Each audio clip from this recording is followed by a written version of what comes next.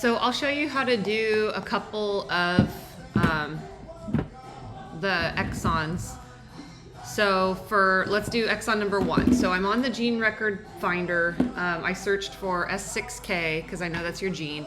We'll click on the first one. So we'll copy the sequence. We'll do the T-BLAST-N.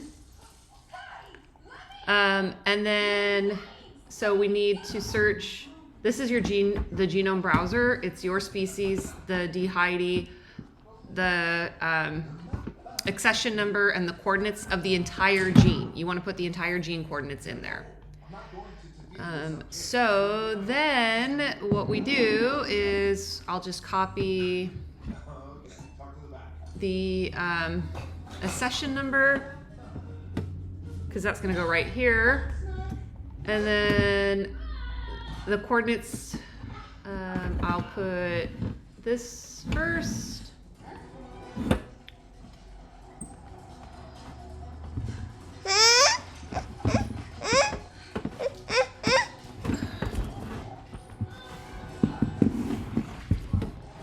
And then this one second.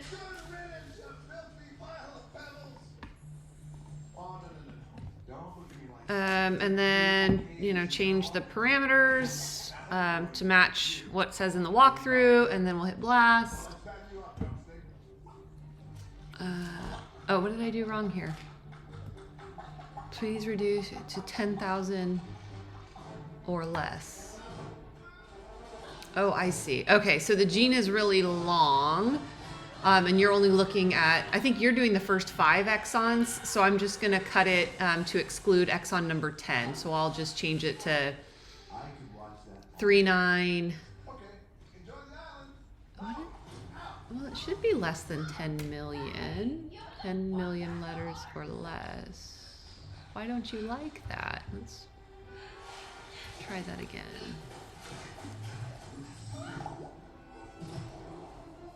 Interesting. Let's just do that.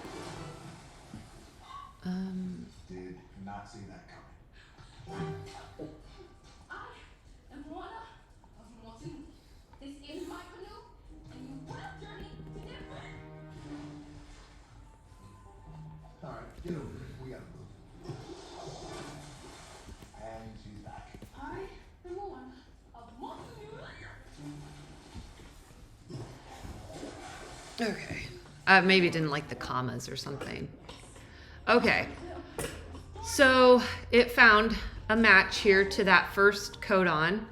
And so if you were filling out that table that you showed me, the query would be 1 to 37. Let me pull up your email and see. That's not the right inbox. Let's try that one.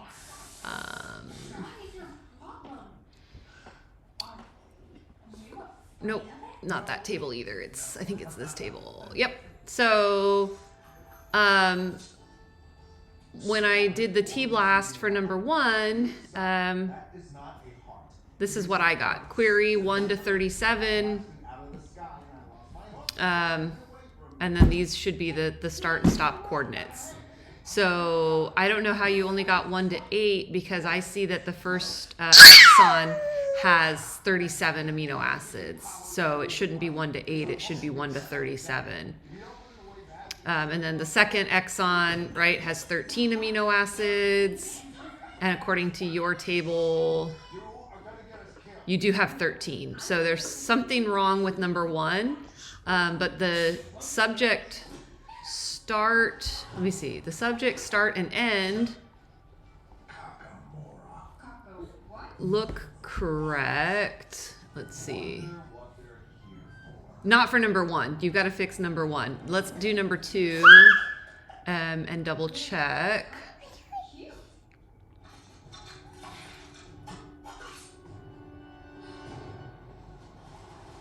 So we'll just edit the search, leave the same range, right? Just do it like that.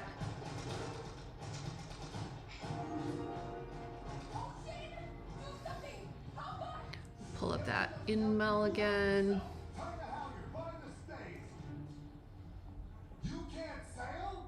So yeah, let's see if the numbers match up.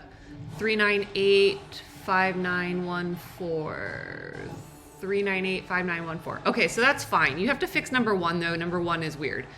And then double check like 3, 4, and 5. So let's make sure they have the right number of amino acids. So 42, 44, 44. So that's good. So you really need to redo number 1. I'll double check. We'll check number 5 to make sure your numbers are right. But you can go through and double check all of these.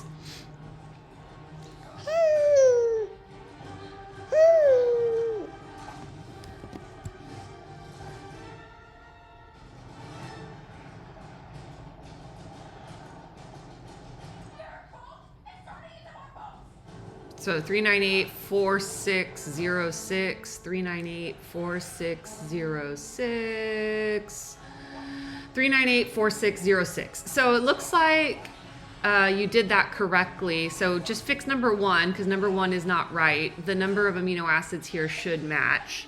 It looks like probably number 3 isn't right either because the number of amino acids that you put doesn't match. So like number 3, it should be 42. So let's try that.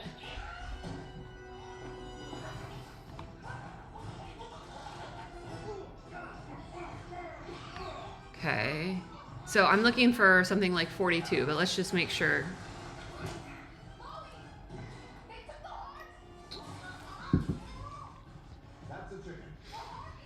So mine says 2 to 42 and yours said 2 to 27. So you'll have to fix something there and fix the coordinates. So double check all 5 of those that you were responsible for, or however many you were responsible for, to fix that.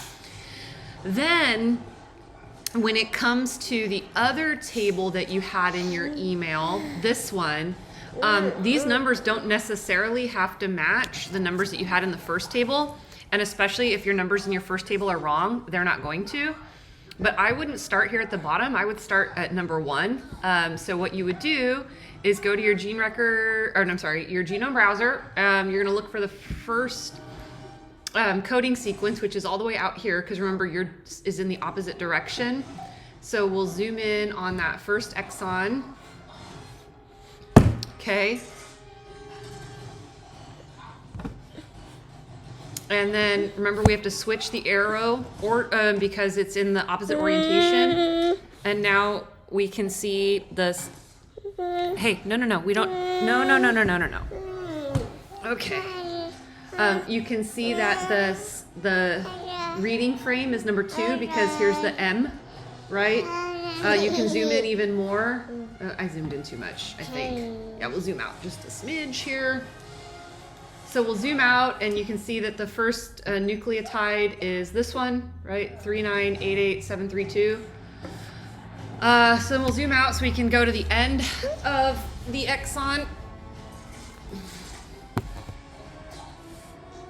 Zoom out more, go to the end of the exon. I'm going to zoom in at the end. Remember, we're in reading frame 2, reading frame 2, reading frame 2. So now I'm at the end of the exon, reading frame 2. So the last nucleotide is this one, right? Not this one because you're in the opposite orientation. So it's 3988274. And the gene ends at the end of a codon. So your splice donor phase here is 0 because it's not split the codon in the middle. So then we zoom out. We'll scroll over to the next exon.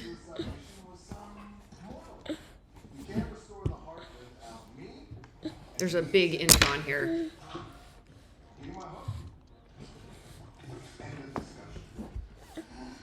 Right, so here's the next exon. Let's, just looking at it broadly, I can tell that frame 1 is not the correct frame because they're stop codons, but I'm not sure if we're in frame 2 or frame 3. So I'm gonna look at this, and basically, if you remember, the last exon, it ended with a complete codon. We didn't have any nucleotides overhanging. So for this exon, where it starts, we don't want any nucleotides overhanging. And so it looks like frame 3 is a complete codon. So frame 3 is where we start. The splice acceptor phase is 0. And the first nucleotide is this one, 914. So then we'll zoom out to the back end of the exon. Scroll over, and remember, we're in frame 3. So frame 3, frame 3, frame 3. Here's the end of the exon, frame 3. And what we can see about frame 3 is that it leaves a codon split. So it actually splits the codon in frame 3, where we have 2 nucleotides left over. So that means the splice acceptor phase is phase 2, because there's 2 nucleotides here. And the coordinate for the end of the exon is here, 874. So with the splice acceptor and splice donor, since this splice acceptor is 2, the splice donor is 2, that means at the beginning of exon 3, you need to be in splice acceptor 1, because 2 plus 1 equals 3. So we'll go to exon 3.